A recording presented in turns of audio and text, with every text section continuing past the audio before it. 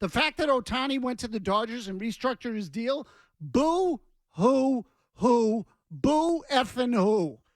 I can't believe Mad Dog took this stance. I love Mad Dog. I think the world of him.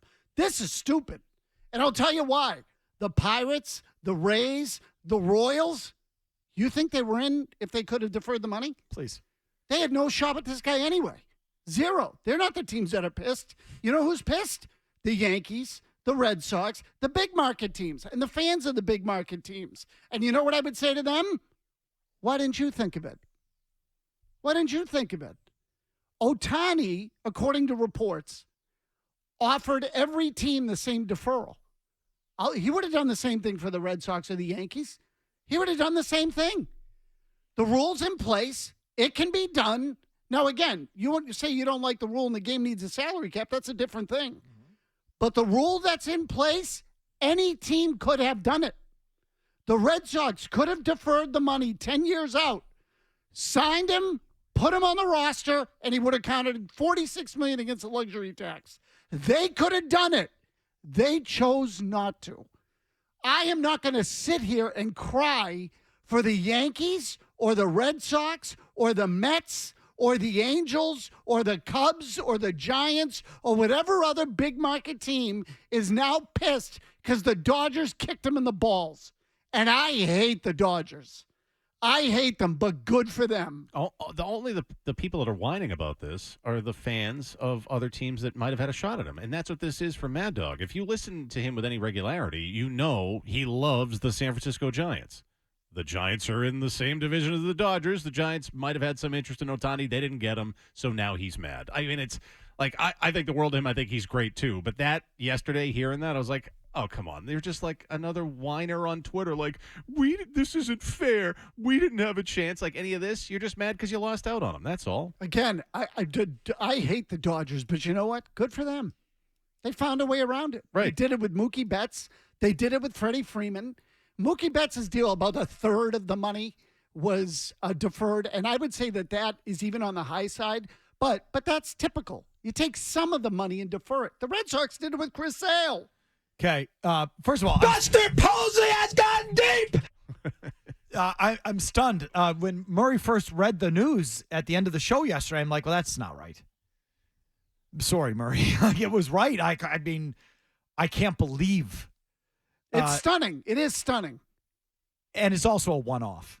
I mean, there's not many athletes that Ohtani makes $50 million a year in endorsements, I heard. Correct. So and that's going to go up out there. And right, and now it's going to go up.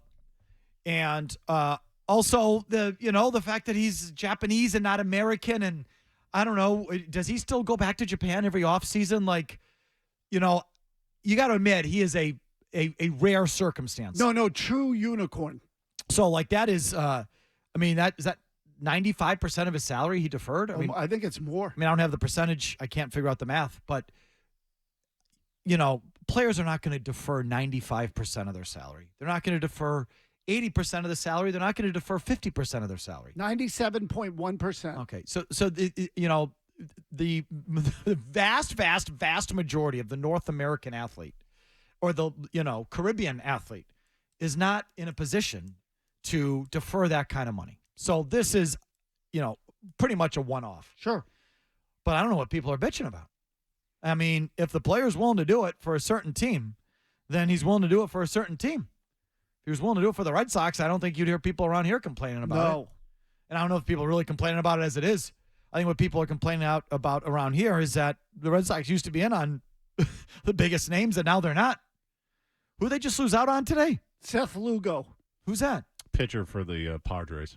He was a reliever. They turned into a starter, had a pretty decent year. He was a guy the Red Sox expressed interest in. He went for 3 years and $45 million total, 15 per season, to the Kansas City Royals. And the Red Sox were in on him and lost the bid. Presumably. They lost it because they didn't want to go to 3 years. They didn't want to do a third year with Seth Lugo. So they lost a bidding war with Kansas City. Yes. For something named Seth Lugo. Right. Yes. And just to tie it all together. Okay, so the Red Sox wouldn't go to 3 years on Seth Lugo. And people here think Right. that they somehow got screwed in the Ohtani negotiation. Or are somehow at the table with Yamamoto, which apparently they met with him today in L.A. But if you're going to lose out to Kansas City on someone named Seth Lugo, what's really the point of sitting at the table with Yamamoto when Right. you're bidding against the Dodgers and the Mets and the Yankees and the Giants or whoever else is in that? So what? The Red Sox were gonna they would have been willing to defer the $68 million when they wouldn't sign Seth Lugo. What do you want, crack?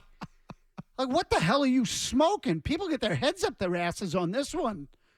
They if they're not and listen, I don't know what's going to happen with Yamamoto. Anything's possible at any time, so I'm not telling you he's coming, he's not coming. He's But, not coming. Okay, if you're telling me what my gut is they're not going to pay for him.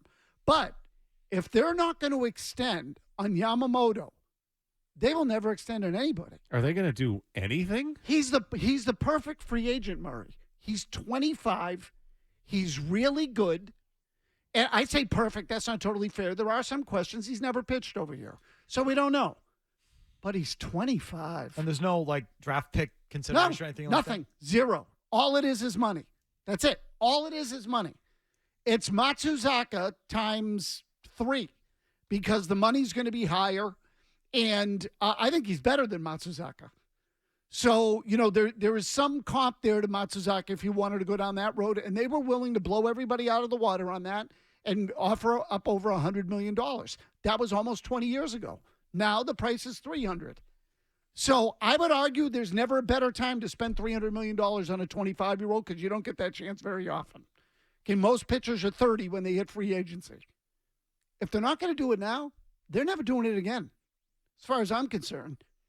This ownership, this approach, they can take it and shove it. Really, like, if this is what it's going to be, then congratulations, you're going to have an 84 and 78 team for the X number of years going forward, and it's never going to change. If you're not going to do it now, they're never going to do it.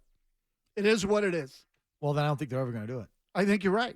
I mean, I just think this is where they're at. I mean, I'll allow for the surprise. Like, I'm willing to say, I'll allow for the 1% until Yamamoto's actually signed somewhere. Early on in the process, there was speculation that he's friendly with Yoshida. He wants to come here. I don't know. If they offer what everyone else wants and he wants to play with Yoshida, maybe. I have no idea. I don't know what's going through the guy's head. But if you're asking me, would I bet on it?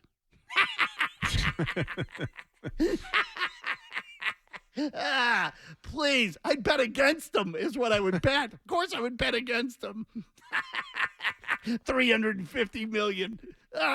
If they do that, I'll be shocked at this stage, but I'll allow for the 1%. All right, you want to mix in some baseball stuff? By all means, the Ohtani contract. Think it's unfair? The Red Sox, you starting to get concerned? Are you have you passed the starting to get, and are you full on given up on this team acting like the big boys, being the big boys at the table for the big players? I've given up. Is that over? I quit. Kind of feels like it's over. How do you feel about it if it is?